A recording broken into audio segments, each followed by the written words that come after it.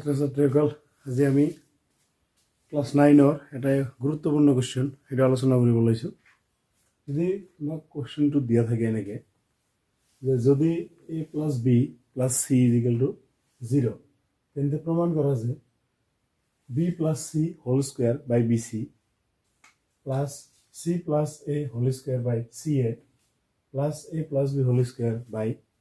ab = 3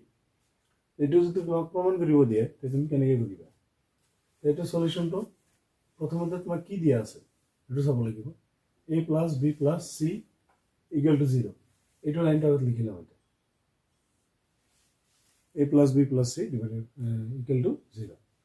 তাৰ পিছত কি হ'ব তোমাক এতে কোৱেশ্চনটো চাব লাগিব তাতে লাগে কি b+c লাগে তে আমি ইয়াৰ পৰা b+c টো লৈ লম তে প্ৰথমতে আমি a+b লম তে যদি a+b লয় তেনেহলে এই c টো ইফালে কি আছে প্লাস ইফালে মাইনাস হৈ যাব এটা আমি এক নম্বৰ দিলো তাৰ পিছত ইয়াতে b+c লৈছো তে b+c যদি লয় তেনেহলে এইটো ইফালে কি আছে প্লাস ইফালে কি হ'ব মাইনাস হৈ যাব তাৰ পিছত এটা আমি দুই নম্বৰ দিলো আৰু এতে যদি এবাৰ c+a লাগে না নাই যদি c+a লাগে তো আমি c+ এটো ৰাখি দিছো এতে b টো ইফালে কি আছে প্লাস ইফালে মাইনাস হৈ যাব তো আমি আমাক যিখিনি ডাটা লাগে একেয়াৰ পৰা আমি উলাই লৈছো উলাইলৰ পিছত এবাৰ কি কৰিম আমি লেফট হ্যান্ড সাইড লম যেটা আমাক প্ৰমাণ কৰিব লাগে left hand side = right hand side আমি লেফট হ্যান্ড সাইডৰ পৰা স্টাৰ্ট কৰিম তো লেফট হ্যান্ড সাইডত যদি আমি লও কি লম এতে দিয়া আছে কি b+c হোল স্কয়ার দি আছে সেম টু সেম আমি লিখি লৈছো প্ৰথমত তাৰ পিছত কি হ'ব এতে b+c এর মান কিমান b+c এর মান আছে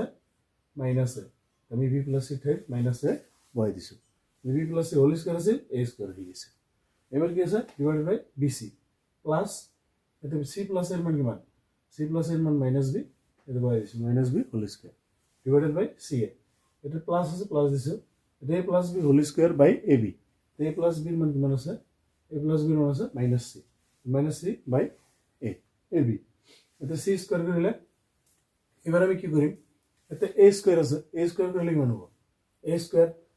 মানে a স্কয়ার হ'ব কিন্তু মাইনাস টা কি আছে প্লাস হৈ যাব তাৰ পিছত bc আছে bc লিখছো যোগ আছে যোগ চিহ্ন দিয়া আছে এতে b স্কয়ার কৰিলে কিমান হ'ব b স্কয়াৰ হ'ব আৰু মাইনাস টো কি হৈ যাব প্লাস মাইনাস টো প্লাস হৈ গৈছে তাৰ পিছত কি আছে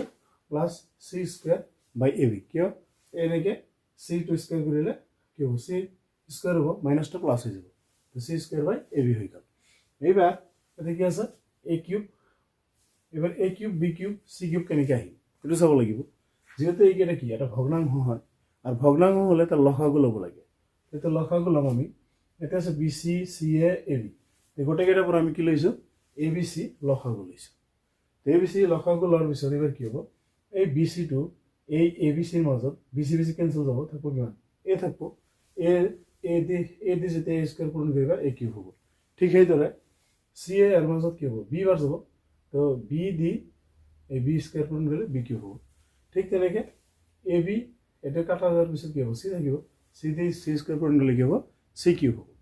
তাৰ পিছত এবাৰ এটা এটা ফৰ্মুলা আছে এই ফৰ্মুলাটো মুখস্থ কৰিব লাগিব যে a cube plus b cube plus c cube = 3abc এই ফর্মুলাটো সেই হিচাপত কি হ'ব